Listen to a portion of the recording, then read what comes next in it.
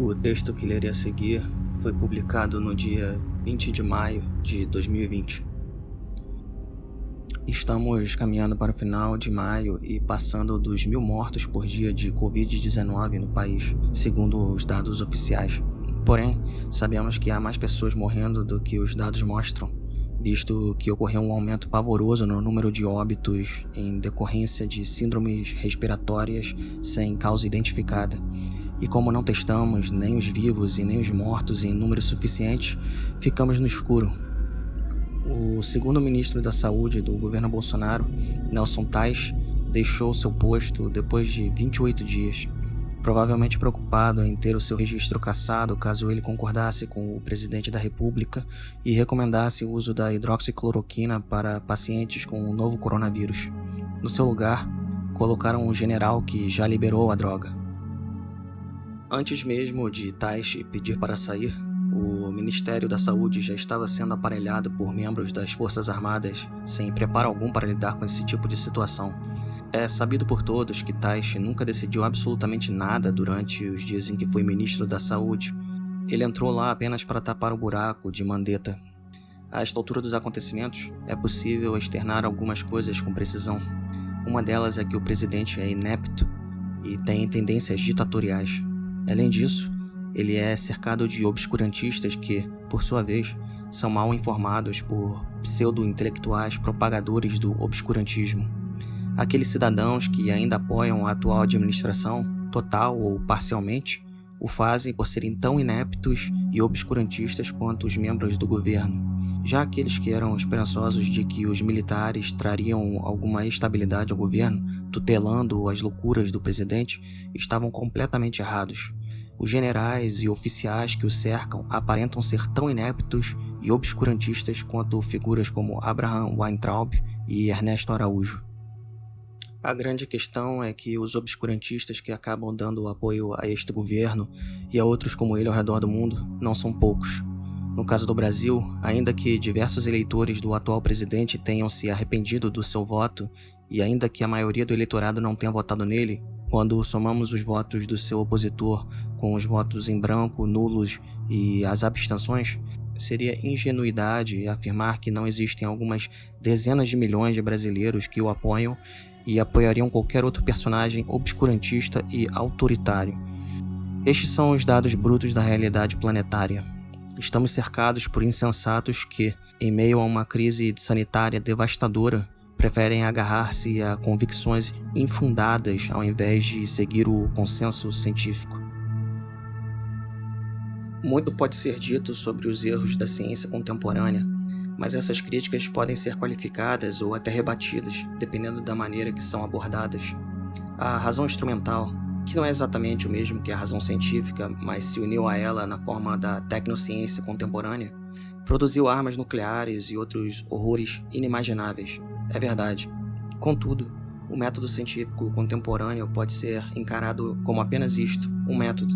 O que fazemos com ele é do âmbito das humanidades, da ética. Quando os pesquisadores das áreas da medicina e da biologia afirmam que um vírus letal está circulando e que devemos tomar medidas de isolamento para que os sistemas de saúde do mundo não entrem em colapso, eles estão fazendo uma previsão fria da realidade. Não há valoração nesta afirmação. É claro que a maior parte desses pesquisadores também faz a seguinte valoração. É ruim que vidas sejam perdidas em uma pandemia, especialmente quando podemos colocar em prática políticas públicas para que a perda de vidas seja minimizada. Poderíamos promover o isolamento social e o auxílio do Estado para os mais vulneráveis, por exemplo. Mas essa não é toda a história, infelizmente. Há um outro lado, o lado do negacionismo científico e do obscurantismo. Temos uma minoria significativa de dezenas de milhões de pessoas que acreditam cegamente que o consenso científico está errado, ou pior, mentindo. Na cabeça delas, a pandemia e o isolamento seriam pretextos para quebrar a economia do país e do mundo. Segundo esses obscurantistas, o Estado, por algum motivo que eles não sabem explicar direito, seria incapaz de auxiliar os vulneráveis, muito embora esse mesmo Estado seja capaz de dar trilhões aos bancos para que eles tenham liquidez. Há um quê de fantasia conspiratória e pensamento mágico nesse tipo de raciocínio. se é que podemos chamá-lo de raciocínio. Os que pensam dessa forma são adeptos de crenças sem fundamentos, crenças que afirmam a existência de agentes sinistros que trabalham nas sombras, manipulando determinados acontecimentos importantes. De acordo com essa ideia mirabolante, tais agentes macabros seriam capazes de controlar tudo como um artista de circo controla suas marionetes. O objetivo deles seria lucrar com a desgraça do povo de bem. O bizarro é que esse tipo de mentalidade é sempre acoplada à crença de que o sistema político defendido pelos tais agentes sinistros é naturalmente fadado ao fracasso, ou, no mínimo, extremamente ineficiente. Muitos de nós já escutamos ou lemos teorias ridículas sobre como regimes de inspiração marxista são, ao mesmo tempo, extremamente ineficientes e capazes de orquestrar conspirações diabólicas infalíveis, o que é impossível, ou se é extremamente ineficiente, ou se é capaz de orquestrar conspirações infalíveis. Isso também acontece do outro lado do espectro político. É possível encontrar pessoas que afirmam que os donos do grande capital são capazes de pôr fim a todas as revoluções populares, mas que tais posturas não adiantarão no final, porque o sistema caminha inexoravelmente para o fracasso. Ou seja, os capitalistas são eficazes o suficiente para acabar com todas as revoluções, mas as forças do sujeito histórico proletário terminariam por destroçá-los. O inimigo é sempre visto como uma besta destinada à ruína, mas, ao mesmo tempo, um gênio maligno capaz de orquestrar as mais diabólicas conspirações contra a justa causa, seja ela qual for. Há que se analisar outra possibilidade, a de que a história humana seja só uma sucessão de momentos que apenas nos dão a impressão de estarmos indo para algum lugar. O que chamamos de progresso, sob essa perspectiva, é apenas um conjunto de novidades que nos dão a impressão de rumo. Contudo, essas novidades pouco mudam a essência do que somos e a natureza de nossas mais profundas aflições. Mesmo assim, ainda que tomemos como correta a hipótese de um niilismo histórico, há aqueles indivíduos e grupos que tentam melhorar a nossa condição, baseando-se em determinados objetivos traçados por eles ou por outros. Existem pessoas que, mesmo dentro dessa condição decadente e mortal a qual fomos todos jogados, trabalham visando a emancipação humana e a melhora na qualidade de vida de todos. Alguém poderia negar que determinadas sociedades nos últimos 100 anos ao menos tentaram? Ainda que certas tentativas tenham terminado em estrondosos fracassos, não podemos fingir que elas não foram feitas, nem fingir que há em muitos de nós uma ânsia por algo melhor do que a vida em que vivemos. A civilização brasileira, porém, dificilmente poderia ser encaixada dentro do grupo de sociedades que tentaram seriamente mudar para melhor, ainda que em certos aspectos o Brasil tenha se desenvolvido bastante. Geopoliticamente falando, o continente americano foi construído em cima dos corpos de milhões de mortos e escravizados. Os habitantes das Américas vivem no palco de um dos maiores genocídios da história humana, talvez o maior. Ele se estende do extremo norte até a ponta da América do Sul. Quando atentamos para o caso particular do nosso país, somados ao genocídio e escravidão, tivemos a ignorância, que foi política de Estado desde quando a coroa portuguesa proibiu universidades na sua colônia. De acordo com a política adotada por Portugal, essas terras não eram para serem habitadas, mas sim estupradas e roubadas. Foi na América Espanhola que surgiram as primeiras universidades do continente, ainda no século XVI, apesar das colônias espanholas também terem sido violadas e saqueadas, e apesar delas terem acabado subdesenvolvidas e pobres como as colônias portuguesas. O Brasil só foi ter uma instituição universitária depois da chegada da família real e da corte portuguesa, no século XIX. Ainda que ter tido uma universidade durante o período colonial não seja condição suficiente para que um país possa ser considerado desenvolvido hoje em dia, não ter havido nenhuma certamente não é um bom sinal. E isso é só um detalhe, um fator acessório, digamos. A grande marca da nossa formação nacional foi a escravidão e a subjugação de povos não europeus. Sobre esse ponto, a leitura da obra de Gilberto Freire, feita pelo sociólogo contemporâneo Gessé Souza, nos apresenta alguns dos mais importantes e perniciosos aspectos do nosso desenvolvimento como um povo. Temos uma inegável herança escravocrata, racista e patriarcal que perpassa toda a nossa sociedade, quer admitamos isso ou não. Ainda que o nosso racismo e elitismo tenha se desenvolvido de forma distinta do racismo e elitismo que existem em um lugar como os Estados Unidos, nós somos um país de cultura extremamente racista e temos um enorme preconceito para com as classes baixas. Como argumenta Gessé, quando deixamos de lado as valorações e romantizações da obra de Freire, quando focamos apenas nos aspectos empíricos, podemos começar a construir a imagem de nossa formação sem a alusão a mitos de uma continuidade com a nação lusitana e heranças malditas. Portugal hoje é um país capitalista desenvolvido, avançado, com alto padrão de vida e uma certa rede de proteção social para seus cidadãos. Isso tudo veio poucas décadas depois do fim do salazarismo e todo o atraso que ele promovia. A ideia de que o Brasil tem heranças malditas e que por isso seu povo nunca dará certo advém de mitos sem fundamentos que caracterizam um dos pilares da nossa civilização, o português, como intrinsecamente problemático, assim como também seriam o índio e o negro. Mas não existem maldições nas formações das sociedades, assim como não existem maldições de verdade na vida de ninguém. Nossa sociedade violenta, patriarcal, racista e corrupta se explica, em grande parte, através da nossa formação concreta, uma formação que se deu através de determinados processos históricos peculiares. Todas as nações que existem passaram por longos processos históricos para se tornarem o que são, desde as mais desenvolvidas e com maior qualidade de vida, até as menos desenvolvidas.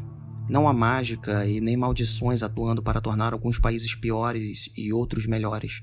Vejamos uma narrativa de como se deram alguns desses processos em nosso país. Trabalhando em cima do pensamento do sociólogo alemão Norbert Elias, Gessé Souza afirma que o Brasil colonial se assemelhava, embora não fosse igual, à Europa do período anterior à Baixa Idade Média.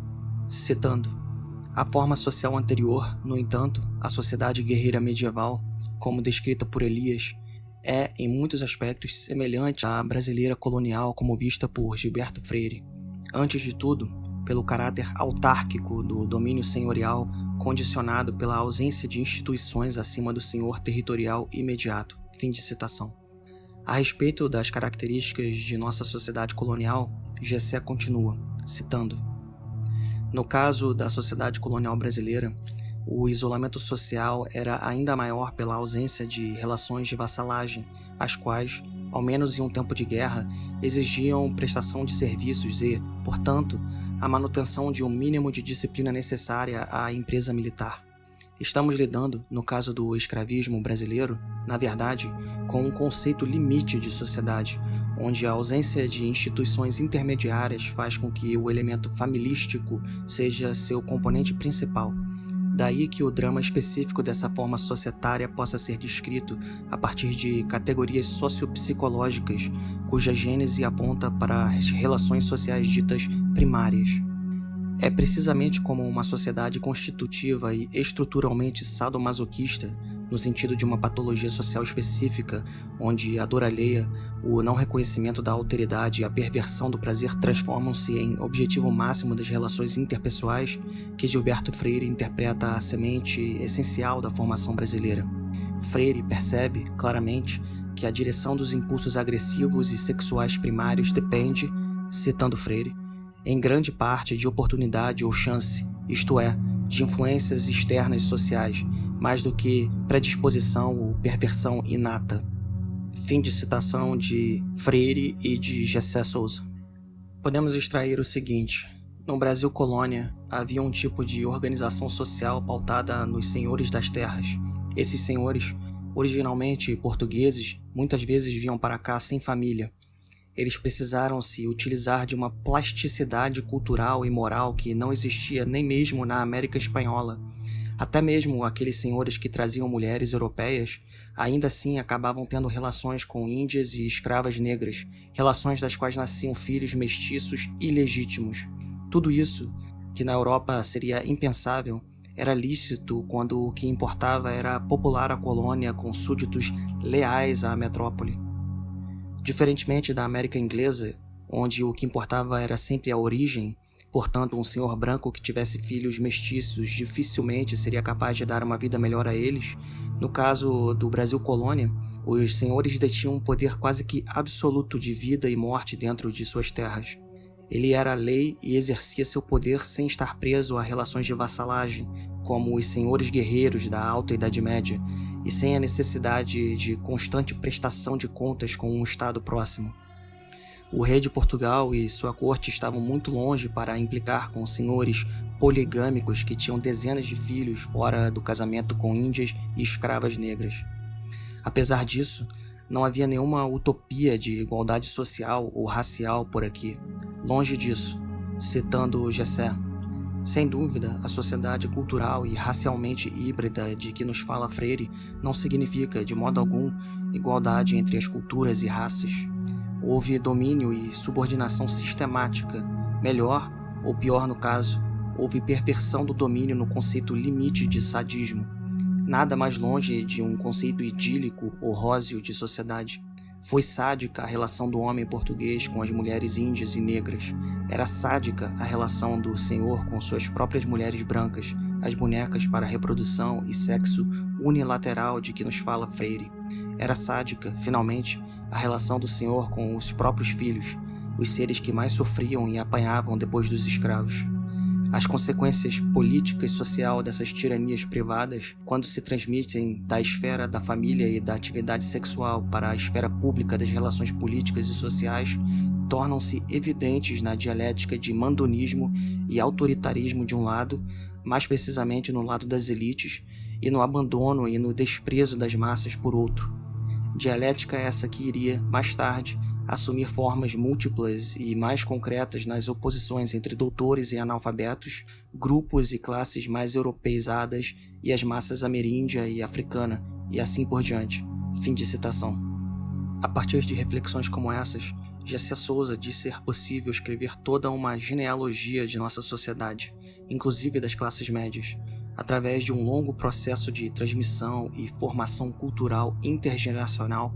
As classes médias dos séculos XIX, XX e XXI herdaram o papel do capataz mestiço e raivoso dos senhores, agora transformados na figura da elite socioeconômica.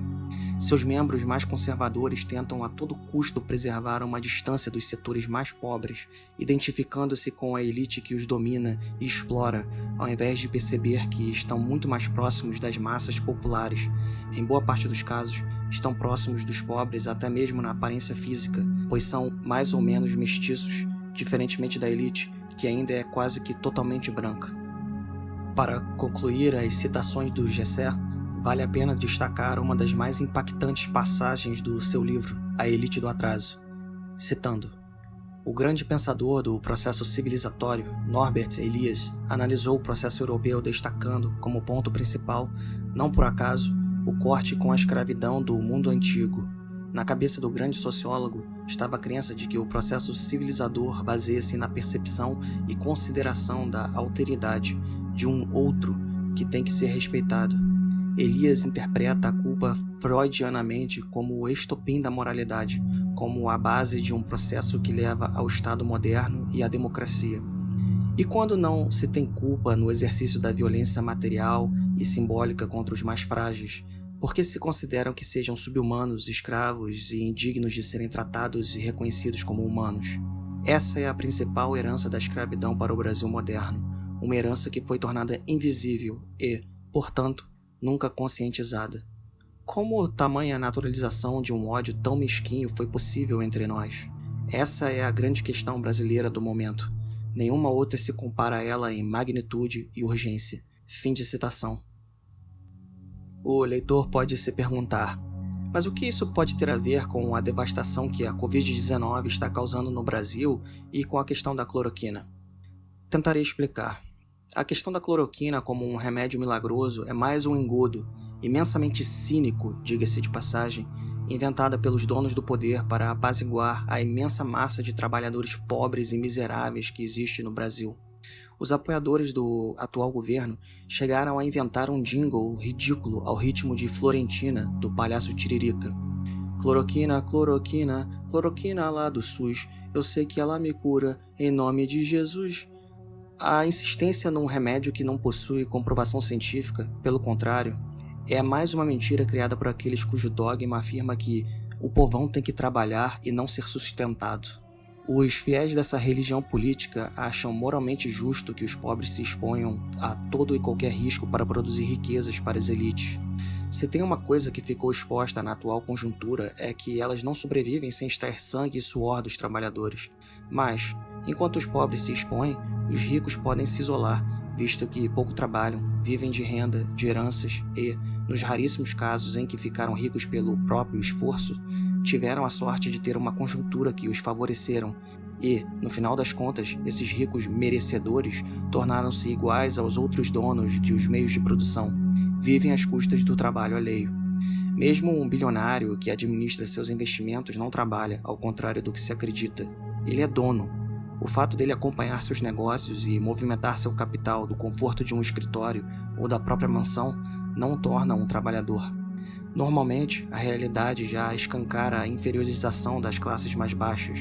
Agora, na pandemia de Covid-19, esta inferiorização está ainda mais evidente. Não se pode mais negar que uma minoria da população tem oportunidades que os descendentes da maioria pobre, mestiça, índia e negra jamais teve. A cloroquina é uma espécie de solução qualquer das elites e das classes médias, as cães de guarda das elites, para que os pobres voltem a produzir riquezas para os donos dos meios de produção, enquanto ganham miséria e dão suas vidas em troca. É assombroso o uso da religião, ainda mais daquelas que pregam o evangelho da prosperidade para embasar um medicamento que pode ser prejudicial aos pacientes de Covid-19. Há um uso nada sagrado da fé, um uso político, que visa um controle social e econômico da maioria de desafortunados. Dizer que nada é sagrado no Brasil é um exagero da minha parte, uma hipérbole. Ainda há coisas sagradas por aqui, mas essa hipérbole serve para enfatizar que uma parcela significativa dos brasileiros está cega de anti-ideais. Essa parcela de fanáticos boçais não se importa com o fato da hidroxicloroquina não ter nenhuma eficácia contra o novo coronavírus. Não se importa que este medicamento tem sérias contraindicações. O que importa para eles é que obedeçamos os donos do poder. Eles também não se importam com Agatha Félix, menina de 8 anos que morreu assassinada por policiais há menos de um ano, nem com João Pedro Matos Pinto, de 14 anos, que morreu fuzilado na casa de familiares durante uma operação da polícia numa favela do Rio de Janeiro. E você não precisa ser bolsonarista para não se importar. Pessoas como Luciano Huck acham um absurdo a ideia de mudarmos os impostos regressivos que temos no Brasil, onde quem menos tem condições paga uma carga tributária maior do que os mais ricos. Esses multimilionários e bilionários brasileiros são contra impostos sobre grandes fortunas, mas não se importam que no Brasil tenhamos impostos sobre grande pobreza, algo que não existe em nenhum outro país do mundo, mesmo outros muito desiguais. Enquanto nossos ricos esbravejam contra a ideia de pagarem mais impostos, fazem um silêncio ensurdecedor na hora de comentarem as mortes de crianças e adolescentes pobres, negras e mestiças. Se Agatha ou João Pedro fossem loiros de olhos claros e morassem na zona sul do Rio ou em um bairro nobre de São Paulo, o país entraria em convulsão. Se a festa de rua de Paraisópolis fosse em um bairro nobre de São Paulo, a polícia jamais teria entrado e causado um grande pânico que permitiu a morte de 8 jovens pisoteados. O exército brasileiro nunca dispararia mais de 80 tiros em cima de um carro de um bacana no Leblon ou em Ipanema, como fez com o carro do músico Evaldo Rosa, matando ele e o catador Luciano Macedo. Esse tipo de coisa só acontece com os pobres porque, no Brasil, passamos por um longo processo histórico que produziu uma sociedade na qual existe a crença de que as vidas dos pobres, dos negros, dos índios e dos mestiços é descartável. Se todas essas vítimas fossem de classe média, alta ou rica, os responsáveis responderiam na justiça, diferentemente de todos os casos que mencionei. Em alguns deles, os responsáveis foram promovidos. Os seres humanos que a nossa civilização brasileira enxerga como sendo descartáveis e indesejáveis o suficiente para tomar tiros de forças de segurança do Estado são os mesmos que ela acha que devem se expor mais ao coronavírus. Eles são os que estão na parte de baixo, sustentando o luxo dos que estão por cima. Citando Gilberto Freire: não há brasileiro de classe média mais elevada, mesmo depois de nascido e criado, depois de oficialmente abolida a escravidão, que não se sinta aparentado do menino Brás Cubas na malvadez e no gosto de judiar com negros. Aquele mórbido deleite em ser mau caráter com os inferiores e com os animais é bem nosso. É de todo o menino brasileiro atingido pela influência do sistema escravocrata. Fim de citação.